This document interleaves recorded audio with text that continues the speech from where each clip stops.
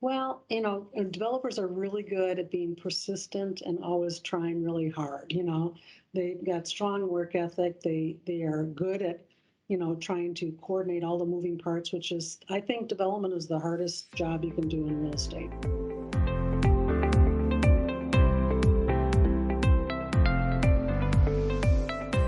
Welcome to BuzzHouse, a Baker Tilly podcast where you can find all the buzz around multifamily housing.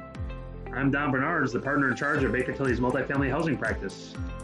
And I'm Garrick Gibson, a partner at Baker Tilly, also specializing in consulting on multifamily housing transactions across the country.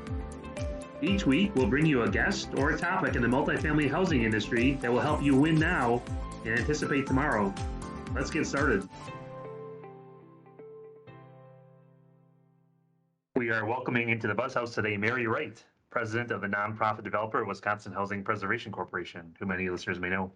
Mary is joining us today to give her thoughts on what are the challenges and opportunities in moving affordable housing projects and workforce housing projects forward in today's environment. Before jumping in with Mary, we have a few updates from around the industry. During the recent State of the Union address, President Biden noted that, quote unquote, more affordable housing is part of his plan to fight inflation that will lower your costs and lower the deficit, end quote. Additionally, the president remarked that so many families are living paycheck to paycheck, struggling to keep up with the rising cost of food, gas, housing, and so much more. The president's remarks suggest that he intends to restart discussions around the development of budget reconciliation legislation that can reduce the cost of necessities such as healthcare, food, and housing. So a lot of discussion. Obviously, Build Back Better did not move forward, which had a lot of housing components. We'll keep you all updated on what we hear and see around any other kind of budget reconciliation around housing programs. On another note regarding state and local fiscal recovery funds, the SLF-RF program, many of you also refer to it as kind of ARPA funds. Garrick and I have talked about in a previous podcast. Affordable housing trade groups have written a letter to Treasury asking that these funds add a couple of additional components to make them more compatible with low-income housing tax credit projects. One such suggestion is for the funds to be structured as grants that do not result in an eligible basis reduction in housing credit developments, regardless of the sponsorship type, for-profit or nonprofit. This would be very consistent with the treatment of tax credit exchange funds, which many of you recall from 2009 economic recovery that came into dollars, that did not reduce basis, did not cause taxable income. So more to come on that. Finally, the Federal Housing Finance Agency announced the Housing Trust Fund, or HTF, and Capital Magnate funds dollar allocations for this next coming year. Housing trust funds will receive $740 million, which is an increase of $29 million. And capital Magnate funds, which I know Mary Wright and WHPC have received, will receive $398 million, which is an increase from $15 million over the current year. These are the largest dollars ever allocated to these programs. So again, that's a positive on the housing front. Now we're going to switch over to talking with Mary, and I'll get it over to Garrick. Garrick. Yeah, thanks, Don. And that's kind of exciting about the CMF, and it's great. Our guest, Mary, has dived into that world. So, Mary, thanks for being on our podcast. Before we get into some questions, we typically like our guests to tell our listeners a little bit about their background and the organization that you work for and how you fit in that organization. Yeah, thanks, Garrick, and thank you for the opportunity to be on the call today. Mary Wright, and I'm the president of Wisconsin Housing Preservation Corporation. I've been in this role for about 5 years, and prior to joining WHPC, I had a career both in banking, working at Wells Fargo, in commercial real estate, as well as commercial industry, and Johnson Bank, and then I had a nice career at WHEDA, Wisconsin Housing Economic Development Authority, with my last stint there as a director of multifamily. So I've got a pretty broad experience, which I think has helped me in my position of leadership here at WHPC. We're headquartered in Madison. We've been around for 20 years. We were originally established as a trust and then converted to a corporation back in 2003.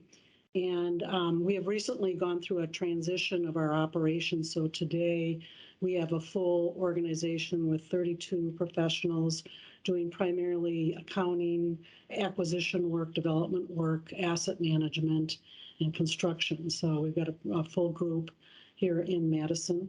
We are the largest affordable housing owner in the state of Wisconsin. We are organized as a not-for-profit, but I always tell everyone we are in the business of not only meeting mission, but making profit so we can expand our mission and our strategic investments in the state. We have an asset size of about 530 million, which is pretty substantial. And our annual revenue is $80 million a year. Being an ex-banker, I always like to kind of help quantify the picture of the organization because it's very large and it's fairly complex in what we do. And today we have over 8,400 units throughout the state in 57 of the 72 counties, so we're pretty well represented. And we also are a rated agency, so we do state, S&P rates us every year, we're AA minus rated entity. There are a few in our industry that have gone through that process. I think it is a good one for us to make sure we manage our business appropriately and that we have kind of that we are set apart from our competition in that way.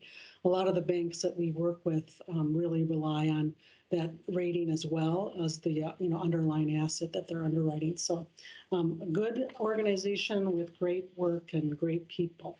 Yeah, thanks for that intro. I mean, it's a great to have the context of the scale and the size of your organization because it kind of lends it into what we're trying to do with this quarter series. We're really diving into some of the various challenges in multifamily development, and it's great to get your point of view, especially given that you're coming from an organization of that size. So we obviously know there are various challenges in today's multifamily development, and from supply chain issues and rising construction costs that we're always talking about, and probably even rising interest rates, right? So we have labor issues, among other things. What are the specific issues that you are dealing with right now or planning for in the near future? Yeah, I thank you for that question. I think everyone in our industry, whether you're in the affordable business or just building market rate product, you're seeing all those challenges come together in terms of a rising interest rate market, higher construction costs. We're hoping to see a little reprieve with that as the supply chain continues to correct itself and get ready, during the pandemic that we've been under for so many years. It feels like a long time. But, unfortunately, those variables are still kind of boiling, I should say, and these are causing significant gaps in a lot of the projects that we're looking at. So we do two kinds of work. We do development work and then we do acquisition work, and it's kind of hitting us on both sides. On the development side, obviously, the same thing as everyone else. We're still seeing good contractor base being interested in providing bids on our developments, but they're pricing in quite a bit of contingency and earmarking for inflationary prices that they might see coming down the future. So that forces us into, if we're doing tax credit structured deals, where are the yields going with our tax credit investors, getting them to recognize those headwinds, as well as being creative and looking for other funding sources. You mentioned, and Don mentioned earlier about the Capital Magnate Fund. That's been a wonderful resource for us. In the past two times we've applied, we've been successful achieving $7.75 million in totality in terms of the grant awards, which can be used for equity and can be used for our refinance and rehab of our existing portfolio. Very useful tool. We're hoping we have a third application in with this next round, and we're hoping with the news of even more money being put to it that we'll be successful there. Cities have been pretty active throughout the state in terms of receiving ARPA money through the pandemic and trying to figure out needs for their workforce as well as their residents as they age. And so we do see some of the cities, larger ones, that are putting more money into their trust funds for housing to address that. The complication part for any developer is having all these funding sources marry up with the compliance requirements. Quite often they don't, and so it brings a level of complexity, time, and resources into each of these developments that we do to make sure that we're monitoring and managing to the compliance requirements as we put together these capital stacks to get these to work. It also kind of prevents us from going into areas that are difficult to develop, and what I mean by that are rural, where we don't have the rent revenues that are strong enough to support the expense, yet the construction costs and the labor and the interest rate environment stays the same, whether you're developing in urban or rural areas. And that's unfortunate because I think the state legislature here in Wisconsin is very keen on trying to promote more rural workforce development.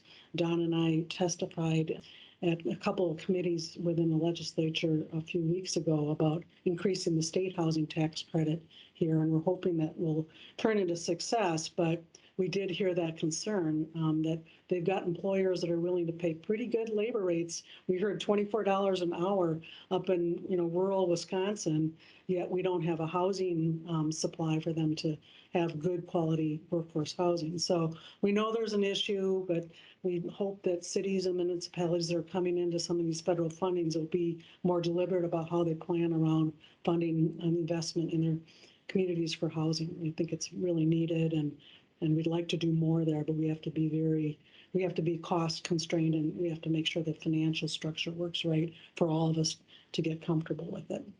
Great, thanks for that kind of detailed thoughts and analysis of as you kind of look at some challenges.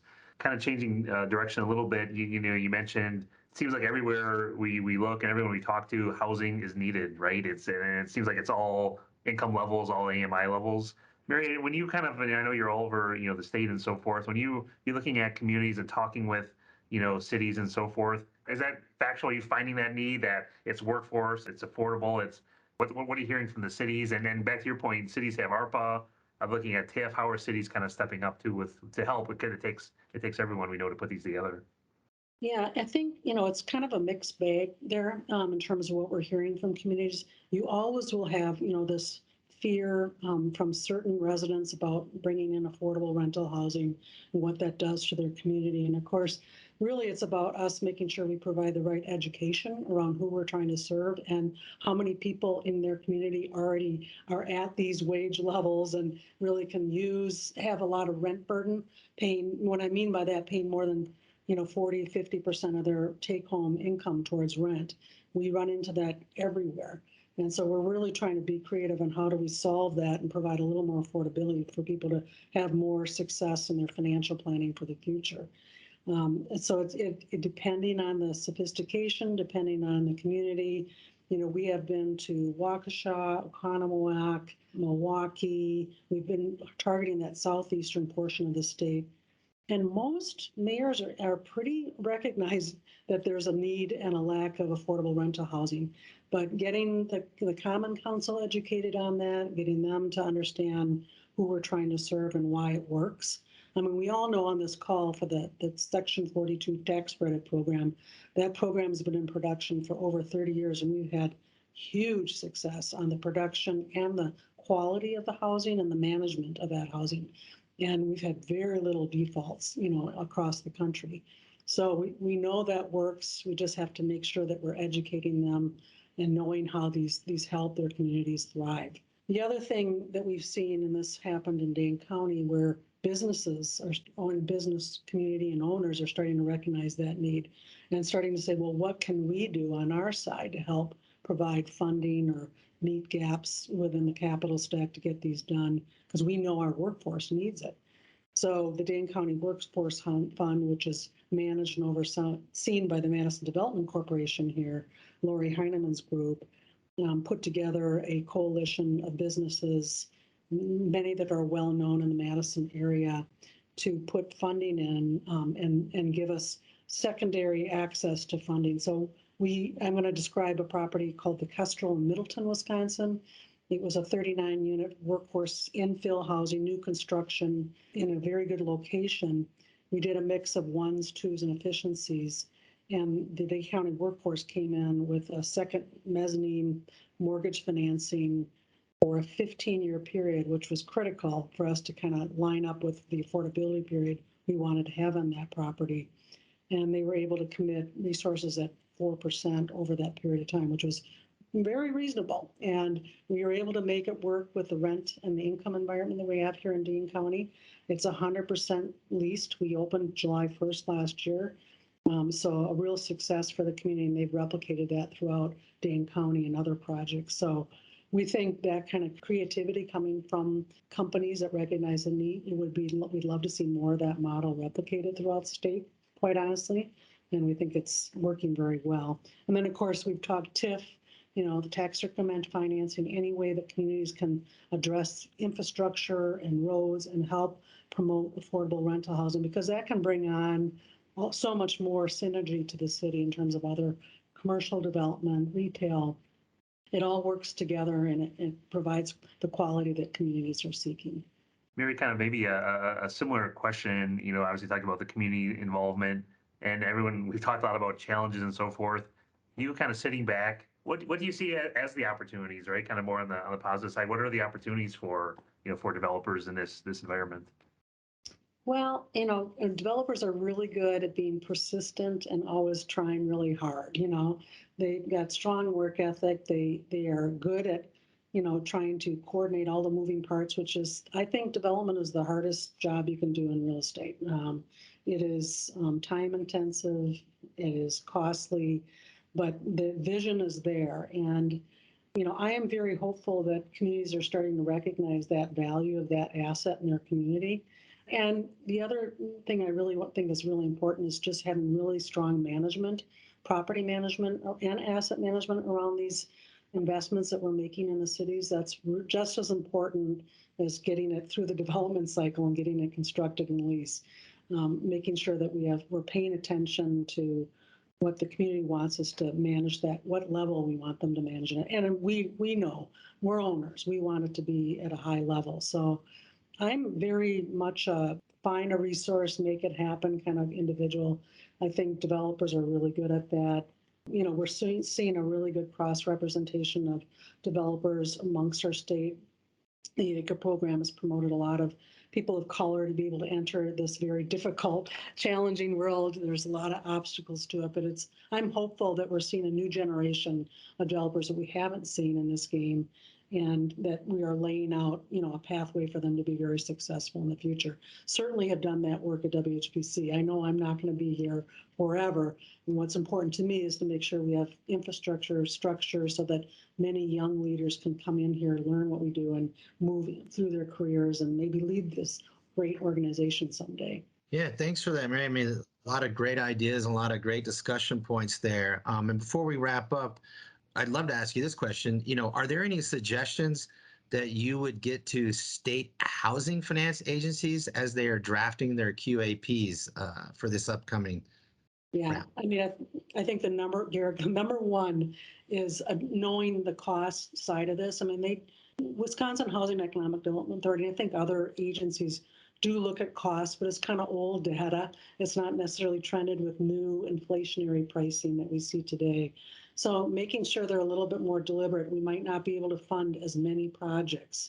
You might be able to do a 9 and a 4, which Wisconsin hasn't traditionally done. I don't think any have done, but we've certainly seen that on how to address gaps on the East and West Coast. They've used that product a lot, kind of twinning that up.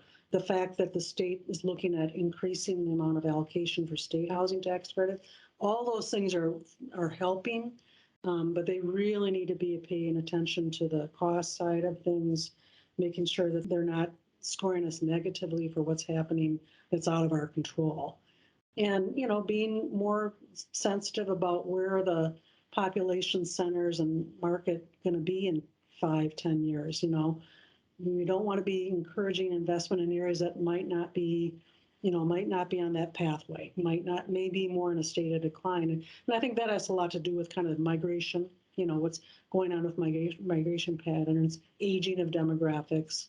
The Midwest is a good place to be. It's not going to be the East or the West Coast, but it's a very good area to be investing in. And I think other capital sources are looking at that. And we certainly see competition when we're going through anything. There's always competition. And most times, especially with a tax credit deal that's kind of exiting out of that 15-year period, we're a good source for that because we will keep it affordable. That's our mission, is to preserve it, keep it affordable forever. So they don't want to, not every investor is motivated that way, but we still see a lot of investors that are saying, we get that. We feel a social need and connection, and we want to commit to that. But we still have to pay the right price. At the end of the day, price matters. Very good, Mary. Mary, I want to thank you very much for joining the BuzzHouse today. And listeners, thank you for tuning in as well. All right. Thank you. Thank you for listening to BuzzHouse. To receive a notification when new episodes are available, please subscribe to BuzzHouse, a Baker Tilly podcast, wherever you get your podcasts. For additional resources around multifamily housing, check out bakertilly.com. And if you have a suggested topic, please send them to build@bakertilly.com. That's BUILD@bakertilly.com.